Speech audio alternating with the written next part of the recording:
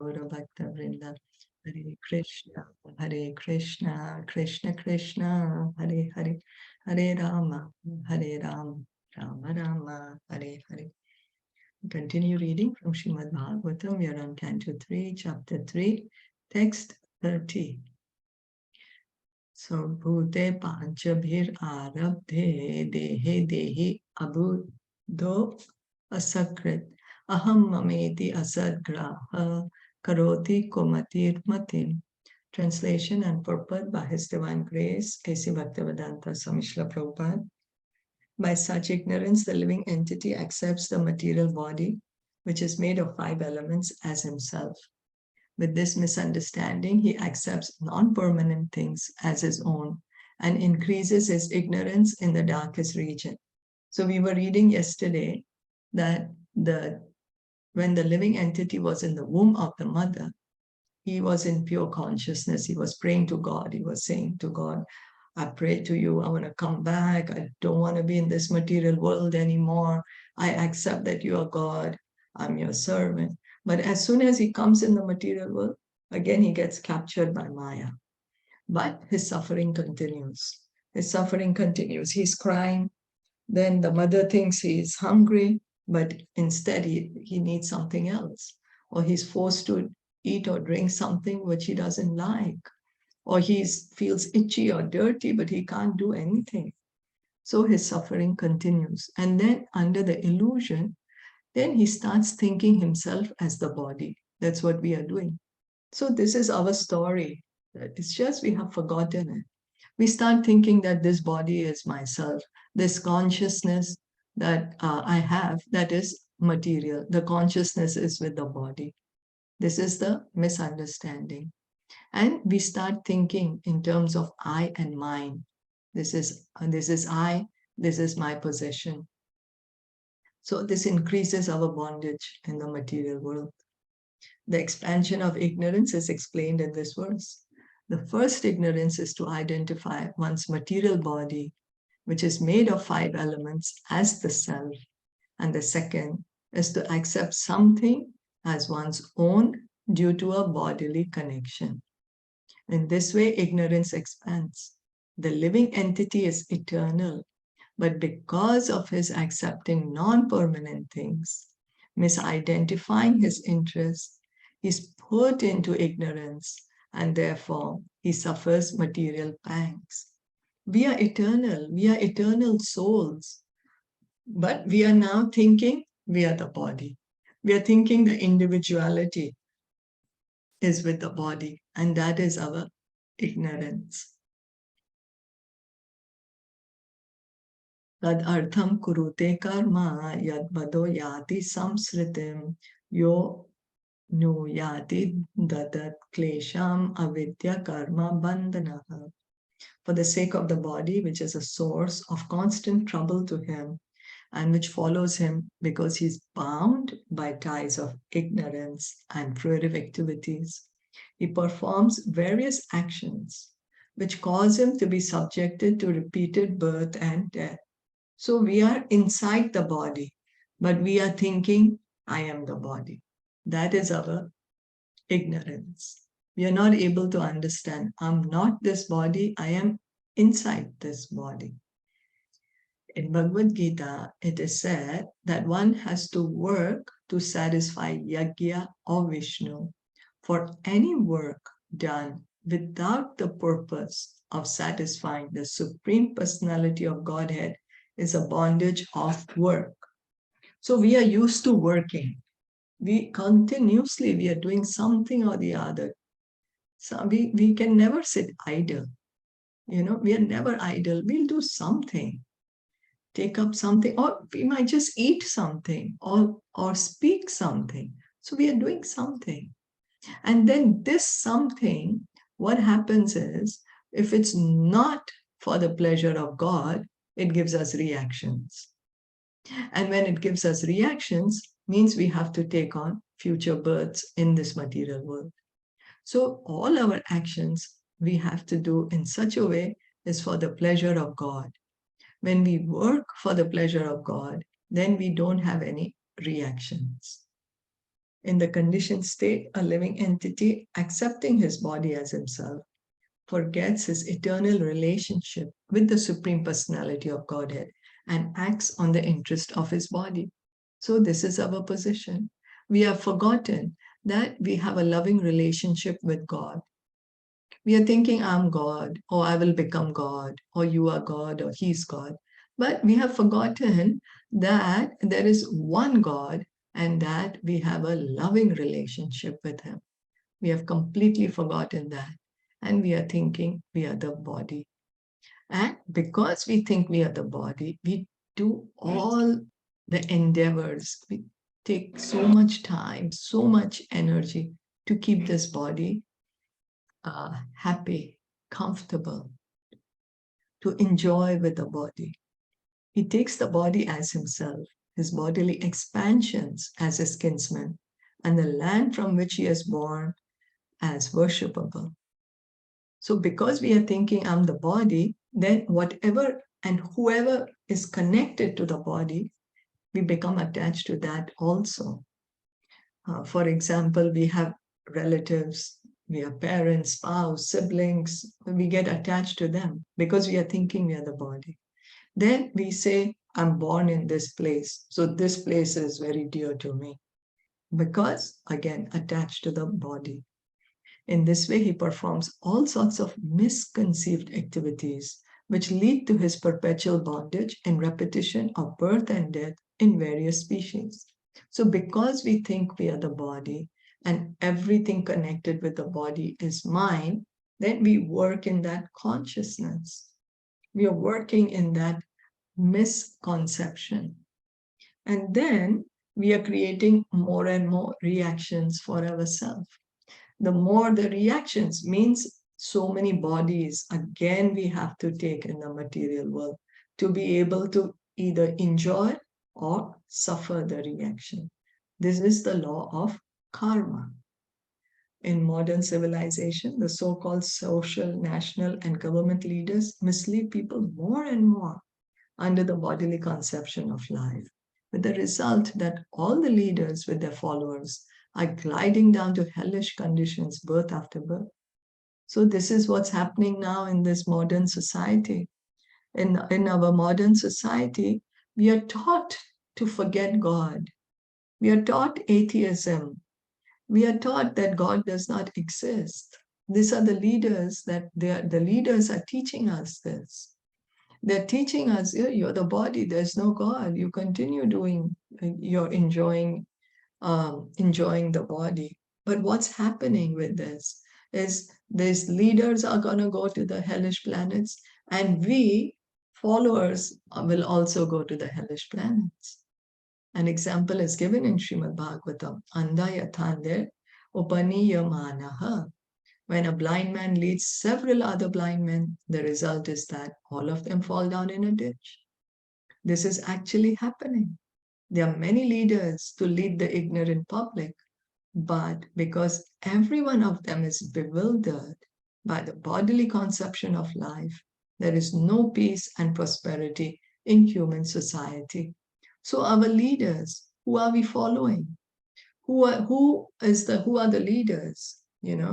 Are they the entertainers, the athletes, the politicians, the actors, whoever? But what are these people teaching us?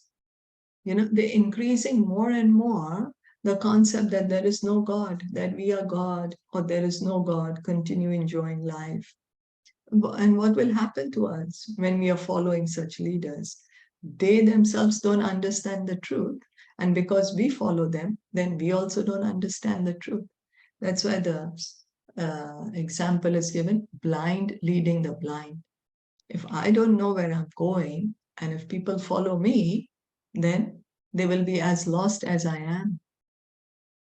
So-called yogis who perform various bodily feats are also in the same category as such ignorant people, because the Hatha Yoga system is especially recommended for persons who are grossly implicated in the bodily conception. The conclusion is that as long as one is fixed in the bodily conception, he has to suffer birth and death. So till the time we continue thinking, I'm the body, we are going to act in that consciousness. And because we act in that consciousness, we are creating more and more bodies for ourselves. So we should choose the leaders correctly. We should have the um, education of how to choose the leaders. We are not even being taught that. We are not even being taught who are the real leaders that we should follow. Bhagavatam says we should follow the Mahajans. Mahajano yena gatasa pantaha. Why follow the Mahajans? Because the Mahajans carry the Supreme Lord in their heart. And by following them, then we will also get perfection. The Mahajans are liberated. They are showing us the path to liberation. So we should follow in the footsteps of the pure devotees of God. Yadi asadbhi pati punaha shishnodara krito dayamahe sthito ramate jantus tamo vishati purvavat. If therefore the living entity again associates with the path of unrighteousness, influenced by sensually minded people, engaged in the pursuit of sexual enjoyment and the gratification of the palate, he again goes to hell as before. So this is the whole cycle. The whole cycle is being repeated. It has been explained that the conditioned soul is put into I just want to ask one question.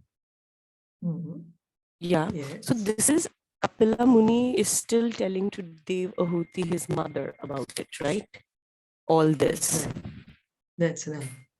So like about the soul, because he was telling about everything. So now he's telling it about the soul, that what is the journey of the soul, how the soul, right? Yes. How we heard that previous life he was sinful man, just attached to the family, never cultivated God consciousness. Then he died with this attachment to family, and he had so many karmas, so many sinful reactions he had to suffer. So because of that, he went to the hellish planets. Then his journey, how the soul was pulled out, how the Yamadutas were there, and they take him to the Yamalok, how he's punished. Then he's given this training so that he can be put in the body of a pig or a dog. Then after his training finishes, he's put into the animal body. Then gradually with the evolution, then he again comes to the human platform, and then again he does the same mistake. Then we heard also that if he goes to the heavenly planet, his time in the heavenly planets is limited. Again, he falls down to the earth in the form of rain, then grain, then he's in the semen of the man, of a human being. Then he's put in the womb of the mother, and again he's born. But again he's born, again he forgets that he's the soul. Again he thinks he's the body. So like this, the cycle is continuing. Is that okay? Yeah. So the conditioned soul is put into the Andha Tamisra and Tamisra hellish conditions. And after suffering there, he gets a hellish body like the dogs or hogs. After several such births, he again comes into the form of a human being. How the human being is born is also described by Kapila Dev. The human being develops in the mother's abdomen and suffers there and comes out again. We saw how terrible it was in the stomach, in the womb of the mother. How the baby in the womb of the mother is suffering. There is fire which is burning him. The worms are biting him.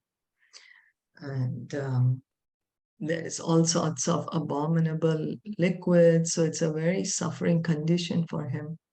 After all these sufferings, if he gets another chance in a human body and wastes his valuable time in the association of persons who are concerned with sexual life and palatable dishes, then naturally he again glides down to the same Andha Tamishra and Tamishra healths. So then again, that means so much trouble we are taking. We are taking so much trouble because birth is also such a great suffering. We were hearing so much in detail. And then we have the human body. And then with the human body, we forget that, oh, we have to use this body to get out of this material world. We have to use this body to revive our love of God. And again, we continue in animalistic activities of eating, sleeping, mating, and defending. Then what's happening? Again, we have to go to these hellish planets, Anda, Tamishra, and Tamishra. Again, we will get training to be put into bodies of animals. Then again, we will have to be born as animals. And the cycle continues. Generally, people are concerned with the satisfaction of the tongue and the satisfaction of the genitals. That is material life. Material life means eat, drink, be merry, and enjoy, with no concern for understanding one's spiritual identity and the process of spiritual advancement. So this is material life. And we are given so much propaganda about it. Anywhere we go, everywhere we go, we are encouraged. Yes, eat, sleep, mate, and defend. And that's all that is to life. There is no proper education system for teaching us, hey, you're not the body, you're the soul. Okay, sure, you need to eat, sleep, drink, and mate, but that's not the only purpose that we have this human body. We have to understand our true position as eternal parts and parcels of God. Since materialistic people are concerned with the tongue, belly, and genitals, if anyone wants to advance in spiritual life, he must be very careful about associating with such people. To associate with such materialistic men is to commit purposeful suicide in the human form of life. So, asat sanga tyaga. Srila Rupa Goswami says in his Upadeshamrita, one of the instructions is asat sanga tyaga, that we should give up our association with the asat, the temporary, and we should associate with the devotees. Because by associating with devotees, the devotees will engage us in hearing and chanting, and we will be able to understand our true position. We will be able to understand the truth. So it is said, therefore, that an intelligent man should give up such undesirable association and should always mix with saintly persons. When he is in association with saintly persons, all his doubts about the spiritual expansion of life are eradicated, and he makes tangible progress on the path of spiritual understanding. So then one may say, oh, but the whole world is filled with materialistic men, and we have to associate with all sorts of people in our daily activities. We have jobs or we have duties to perform. We can't isolate ourselves. So, yes, it's as much as is needed, to get what we need to do. But association should be with devotees. Association, hearing and chanting.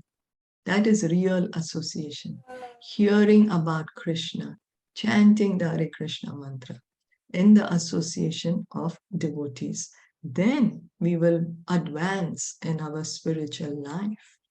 Then the bhakti which is there in our heart will get more and more stronger. It is also sometimes found that people are very much addicted to a particular type of religious faith. Hindus, Muslims, and Christians are faithful in their particular type of religion, and they go to the church, temple, or mosque.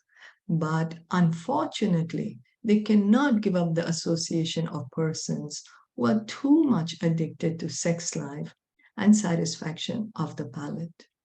Here it is clearly said that one may officially be a very religious man, but if he associates with such persons, then he is sure to glide down to the darkest region of hell. So we have to understand that what religion is for what? to revive our love of God. We may be following the Hindu religion or the Muslim religion or the Christian religion. The goal is one. The goal is to love God. That's all. And so we need to associate with persons who can revive our love of God, who can teach us how to love God. That is the purpose of religion, not just to put a label on ourselves that, oh, I am a Hindu or a Muslim or a Christian, but we don't follow the religious principles. Then it's just a label that we are looking for. The purpose of religion is to revive our love of God. And so we need to associate with the devotees who can help us to revive love of God, who can teach us how to love God, because we have forgotten God. We have forgotten Him. Now we need to learn. Like we don't know ABC. What do? We go to the teacher. The teacher teaches us. Similarly, the devotees, they teach us how to love God. They engage us in the service of God. That is the idea. Satisfaction of palate here means Just eating. just eating, like, the food that is unoffered to Krishna. Is it that means unoffered to Krishna? Yes. For our sense gratification, eating only, yes, as you said, unoffered to Krishna. Okay. Because gradually, we have to give up all this material attachment. And the way we can do that is when we get attached to Krishna, when we get attached to the devotees, when we engage in service to Krishna, automatically we will be able to give up all these other attachments. Yeah. So did anyone else have any questions or comments? Or are there any other